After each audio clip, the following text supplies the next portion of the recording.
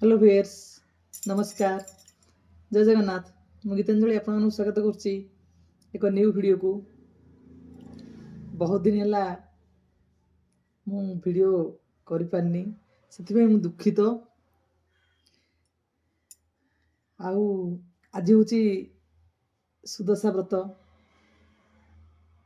गुरुवार।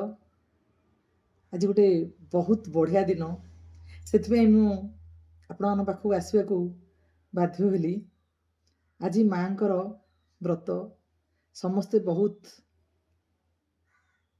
आडंबर भी करुचंती व्रत आउ बहुत काम करुचंती ता सहित व्रत भी करुचंती।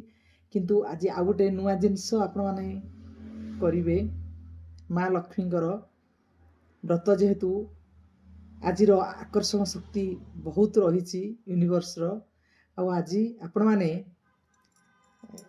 निश्चित भाव गोटे जर्नाल नियंतु एवं आपणकर जहा धन पाइबार अच्छी भी जहा पाइबार अच्छी से विश को आपण प्रेजेंट टेंस रे 21 थर लिखि दियंतु। सेटा दिन बेले हो बा सोइला बेले को हो राति रे सेथिरे निश्चित भाव लिखिबे 21 थर लिखिबे। आ निज विश को एमिति लिखिबे जेमिति कि आपण इच्छा पूर्ण हो जाइछि। आपण से वाक्यटे लिखिबे जेमिति कि आपणकर आपण जहा पाइबा को चाहुचंती ताहा आपण पाई सारिचंती। आउ हाई वाइब्रेशन रे रहिबे खुशी रे रहिबे जा फल आपणकर विश निश्चित भाव पूर्ण हबो। आज ही आरंभ करंतु। आज बहुत बढ़िया दिन। आउ माँ लक्ष्मी पाखरे बसिकी जदि लिखि पारिबे आउरी भलो। व्रत कला समय रे लिखिले विश टी बहुत बढ़िया। तापरे आपण माने कोन करंतु निज विश को से जर्नल रे लिखंतु लिखिकी रखि दियंतु आ ताकू कंटिन्यू करंतु 21 दिन पर्यंत। आपनको इच्छा निश्चित भावे पूर्ण हबो।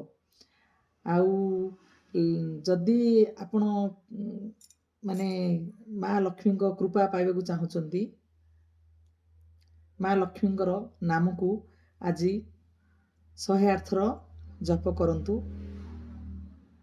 ओम महालक्ष्मी नमः, ओम कमलवासिनी स्वाहा एपरी जप आपण करि परिबे।